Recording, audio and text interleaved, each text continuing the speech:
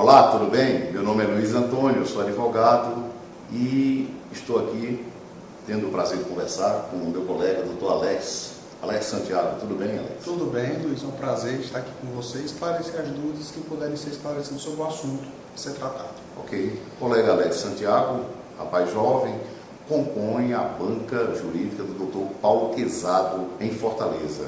Alex, você terminou bem jovem a faculdade. Foi. Eu tive o prazer de entrar aos 16 anos na Universidade Federal. Primeiro lugar no vestibular, então. Um dos 3 primeiros. Um dos 3 primeiros. E tive a oportunidade de ingressar também nos quadros do escritório do Dr. Paulo Quezado, ainda como estagiário, né? Pude absorver desde 2009 toda essa carga de ensinamentos, de experiência que o Dr. Paulo tem para nos passar. E eu costumo dizer que seria uma conciliação perfeita da teoria da Universidade Federal com a prática do Dr. Paulo Quezado. Ok. Exame de ordem, passou na primeira vez? Passamos, graças a Deus, na primeira vez, com uma nota elevada na segunda fase, na prática processual, na peça prática que a OAB nos impõe, né? E graças a Deus, muito bem sucedidos, graças também à oportunidade de observar a experiência prática da advocacia, do qual muito me orgulho de exercer. E o exame de ordem já era este exame extremamente difícil que é hoje? Sim. Para que você tenha uma ideia, Luiz Antônio, das mais de 100 mil pessoas que fizeram o exame, na minha época, 11 mil passaram. Né? Mais de 100 mil pessoas para 11 mil aproveitamentos. 10%. Exatamente, é um aproveitamento baixo, né? Mas que foi na minha época em que eu fiz o exame de ordem, foi a primeira vez que a FGV foi a organizadora desse exame, a Fundação Getúlio Vargas, como até hoje tem sido, né? Mas é um exame que, ao meu ver, é importante, até mesmo para poder, né, especificar aqueles profissionais que vão, de fato, lidar com o bem, com o patrimônio, com o direito da liberdade, do qual trata a advocacia, né, um papel nobre. Doutor Alex, muitos dos nossos colegas, jovens advogados, já começam a faculdade de Direito vislumbrando um concurso. Isso. Não foi o seu caso, ainda é o seu caso? Não, para falar a verdade, Luiz Antônio, eu tenho uma família que tem uma tradição jurídica da advocacia. O meu avô, Antônio Nogueira Santiago, ele foi o primeiro defensor público da cidade de Russas. Né? Então era advogado e defensor, ainda na época em que a defensoria era feita tão somente pelo simples desejo de ajudar o próximo, quando ele não era remunerado. Né? Então, eu tenho dentro de mim, já correndo nas minhas veias, toda essa carga de intimidade com o dever de advogar, da ciência, da importância da advocacia, né, para a administração da justiça. Né?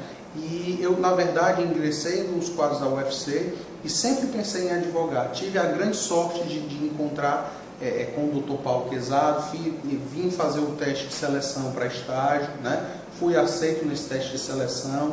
Então, graças a Deus, conseguimos entrar aqui por meritocracia e ficamos até aqui hoje muito orgulhosos de a cada dia aprender um pouco mais com a experiência de advogado. Mudar, até o sol muda de posição, né? Todos nós podemos mudar. Mas hoje o seu propósito é continuar na advocacia. O meu propósito é continuar com a advocacia, me orgulho muito do papel do advogado e vejo o advogado como agente supremo da tutela da liberdade no país. Mas é fácil advogar? Não é fácil. Não é fácil porque a gente sabe que a gente até brinca, diz que existe aquele problema da morosidade, né?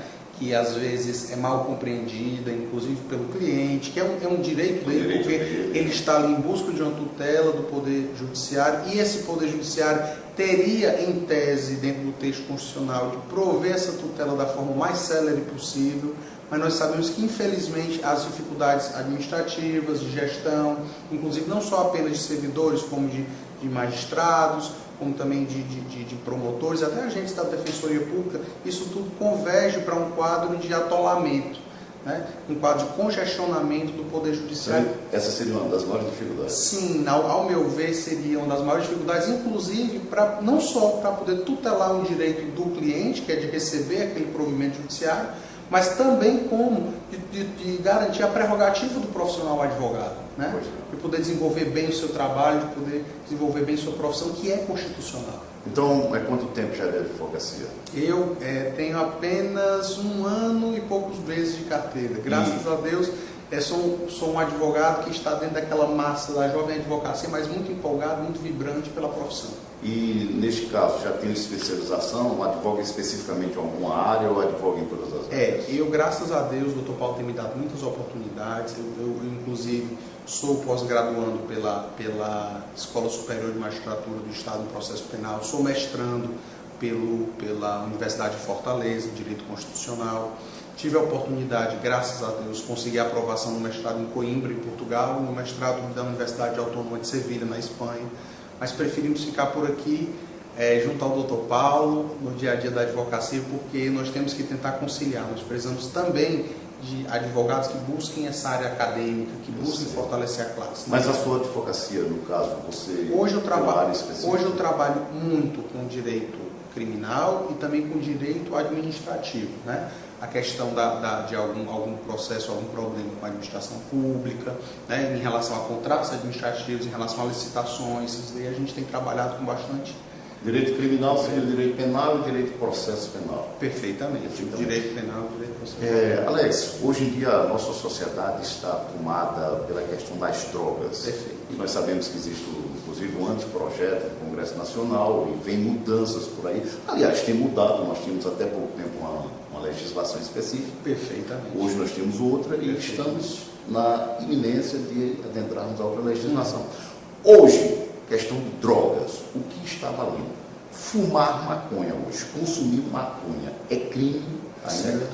Hoje, na lei de drogas, nós temos uma previsão no artigo 28, caput do artigo 28 da lei de drogas, que diz que o uso de drogas, o consumo pessoal de drogas, apesar de ser punido tão somente com a admoestação verbal, ou então com a frequência a cursos educativos, ou então a prestação de serviços comunitários, é sim considerado um crime. A partir do momento em que ele está tipificado no artigo 28 do caput, e ainda que a sanção para este ato ilícito seja algo leve, algo não rigoroso, o consumo de drogas ainda é considerado pelo direito brasileiro como crime. Então, na prática, se uma autoridade policial flagrar alguma pessoa fumando maconha, ela tem a obrigação de conduzi-la à autoridade policial. Até mais para que sejam lavrados os TCOs, ou então as medidas cabíveis em sede de delegacia. Mas o que eu quero deixar mais claro aqui é porque às vezes nós temos aquela impressão, até do convencimento popular, que às vezes as pessoas falam, não, é para consumo, então para consumo não tem nada. Não, existe um pequeno procedimento, um procedimento sem rigor, um procedimento que não vai restringir a liberdade, exatamente, perfeitamente. Mas existe um pequeno procedimento a ser tecido em relação à questão do drogadito. Né? Então, neste caso, o consumidor da droga é levado à delegacia, é feito esse procedimento. Isso, existe uma admoestação verbal sobre os efeitos da droga, os efeitos prejudiciais que ela pode fazer à pessoa, e também, a depender do caso, existe a possibilidade de que essa pessoa seja conduzida a um curso educativo sobre as consequências maléficas da droga, mas só que essa forma que é tratada é exatamente o que eu busco reforçar. Apesar de ser uma forma tratada com pouco rigor, a sanção ser menos rigorosa, ser muito mais de pedagogia do que propriamente de restrição de liberdade, ou então restrição de direitos, mas ainda assim, hoje, o ordenamento jurídico brasileiro considera no caput do artigo 28 como uma pequena, não diria nem contravenção, mas um crime de menor potencial lesivo, né? Mesmo porque...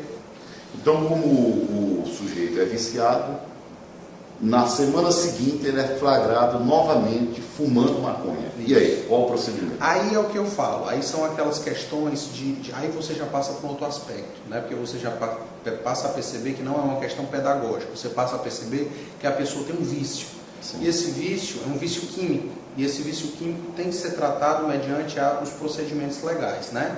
Inclusive hoje se fala em questão a nível de Brasil sobre essa situação de que não existiriam mais aqueles manicômios em que as pessoas ficariam internadas o tempo todo, que existiriam, são centros de apoio, são CAPs, que passam aquela pessoa, aquele cuidado devido, mas aquela pessoa estaria posteriormente, aquele tratamento de novo no mundo, né, vamos dizer assim. Então, é uma situação em que nós ainda temos que lutar para melhorar a eficácia desse combate à droga. Mas continua sem restringir a liberdade, mesmo na reincidência. Exatamente. A grande questão é quando essa quantidade que é pega com a pessoa, ela se dá por uma quantidade maior, né, mais volumosa, que os próprios agentes policiais possam considerar uma quantidade de tráfico. Aí sendo tráfico, aí nós teríamos uma situação muito mais grave, exatamente, um caso de reclusão. Exatamente. Aí já é uma situação bem mais complexa. Com a pena atualmente a pena é uma pena larga. Agora, o que é que eu quero falar para o senhor principalmente? A questão da droga, a questão do tráfico de droga, ela é considerada inclusive com um maior rigor, até mesmo para a progressão do regime da pena e tudo mais. Então, o que eu vejo na questão do tráfico de droga é que o legislador, quando tenta tratar com um pouco mais de rigor o tráfico de droga, é porque ele entende que ao consumo da droga, a pessoa se restringe ao mal próprio. Ao tráfico de droga, aquela pessoa se torna um agente de risco potencial a uma sociedade toda. É porque você vai estar usando dessa forma de comércio, porque a droga se torna um comércio, se torna um grande negócio, para poder destruir outras vidas e destruir outras famílias. Agora, em relação ao nosso caso aqui específico, que seria a situação das mudanças que advêm com essas novas visões de direito penal. Hoje, 5 de novembro de 2012, existe um projeto de lei no Congresso Nacional e mudanças virão. Então, o que é que vem para o consumo e o que é que vem para o tráfico? O que é que acontece? Em relação ao tráfico, o tráfico continua com as medidas de praxe, né? O rigor de praxe da lei e toda essa situação. Agora, em relação ao consumo, que é o que a nossa conversa aqui mais se localiza, o que é que nós temos? Nós vemos que essa nova comissão, a comissão que foi proposta pelo senador Pedro Taques e que se formou para essa mudança, inclusive presidida pelo ministro Gilson Dipp, né, do STJ, essa comissão ela tentou ressuscitar alguns assuntos da sociedade que ainda eram tratados por leis esparsas, como a Lei de Drogas de 2006, ou então pelo Código Penal de 1940, e tentar dar uma nova disciplina, uma roupagem nova à política criminal dessas situações. O que é que nós vemos, Luiz? Nós vemos que hoje existe uma tentativa de deslocar o eixo do problema do consumo de droga, da política criminal, para a questão de saúde pública. Através de quê? Da descriminalização do consumo da droga, né? Inclusive, dentre as questões que tangem essa questão do consumo e do tráfico de drogas, e inclusive para que seja fixada de uma forma mais positiva a quantidade de droga que o sujeito pode trazer consigo, existe uma proposta que seria, que estão tentando tipificar em lei, de que o sujeito, se for apreendido com uma droga que sirva para um consumo médio de até 5 dias, ele seria considerado consumidor. Se esse montante de drogas fosse considerado acima de um uso médio de 5 dias, seria considerado traficante. E essa diferença é uma diferença tabelada, regulamentada por um órgão de vigilância sanitária do Brasil, né? E que trataria, toda essa situação trataria, então, de deslocar a questão do consumo de droga da política criminal para a questão de saúde pública. Descriminalizando o consumo da droga. Ok. Então, tá aí, nós tivemos as explicações aqui muito bem colocadas pelo nosso colega, Dr. Alex Santiago, que compõe a banca do Dr. Paulo Quezada.